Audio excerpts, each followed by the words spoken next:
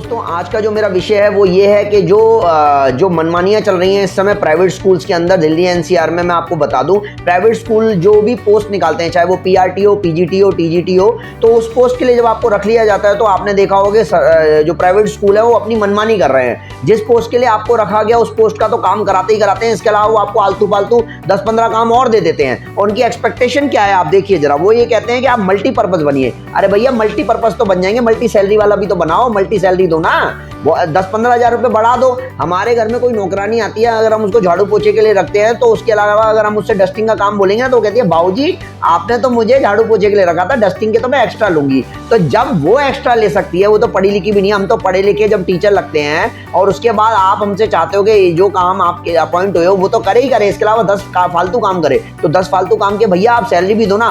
तो मैं सरकारों से पूछना चाहता हूँ कि सरकार क्या अंधी हो गई है क्या? उसको दिख नहीं रहा है कि प्राइवेट स्कूलों में जो धांधलेबाजी चल रही है, ये जो मनमानियां चल रही हैं, तो ये इसको रोका जाए। प्राइवेट स्कूल्स में पहले तो बात तो अगर आप कोई भी अपॉइंट होता है तो 2-3 साल तक आपको परमानेंट नहीं करते हैं, आपको कॉन्ट्रैक्ट पे रखते हैं ताकि आप बिल्कुल उनके चमचे बन जाए, कुत्ते बन जाए, हम उनके हाँ में हाँ मिलाएं, आप उनका। अरे भैया ठीक है, आप मालिक हो, आपकी हाँ में हाँ मिला लेंगे, इसका मतलब ये थोड़ा है कि आप हमसे फालतू के काम कराओगे और उसमें भी आप गलतियां निकाल के फिर हम पे गुस्सा और करोगे। मतलब पहली बात तो हमारा काम है पढ़ाना और उसके बाद भी आप हमसे फालतू काम करा के उस पर गुस्सा भी हो रहे हो। अरे भैया हम फालतू काम के लिए नहीं आए।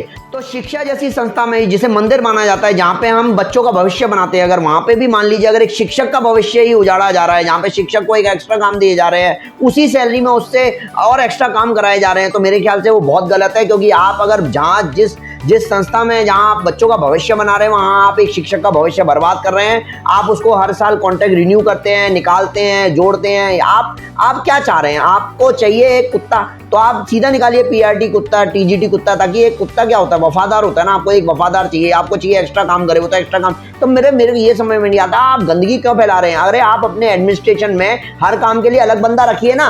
और अगर आपके पास पैसे नहीं है, आपके पास फंड्स नहीं है, कुछ स्कूल कहते हैं हमारे पास फंड्स नहीं है, अबे तो स्कूल बंद कर दो ना। गधा कीच में है क्या तुम्हारा कि तुम स्कूल खोल के बैठ गए हो? मुझे ये समझ में नहीं आता, जब तुम्हारे पास फंड्स नहीं है स्कूल खोला क्यों है तुमने है? और उसके बाद तुम्हारे पास पैसे की कोई कमी नहीं है भाई, वो जानबूझ के करते हो। तुम्हें चाहिए एक ही बंदा एक ही सैलरी में 36 काम करे। तो भैया ये जो चीज जो लोग ये बात सुन रहे हैं अभी, वो अपना शोषण बंद करवाएं अभी के अभी, और तुरंत हर एक एक्स्ट्रा काम के लिए पैसे मांगे, और या फिर वो मना कर दें कि हम भी नहीं कर पाएंगे नौकरी। तभी इन साहूकारों को, इन स्कूल वालों को समझ में आएगी। नहीं तो आप ऐसे गुलाम बने रहो। देश तो पहले भी गुलाम था, तुम और गुलामी की ओर बढ़ते रहो। बहुत बहुत धन्यवाद।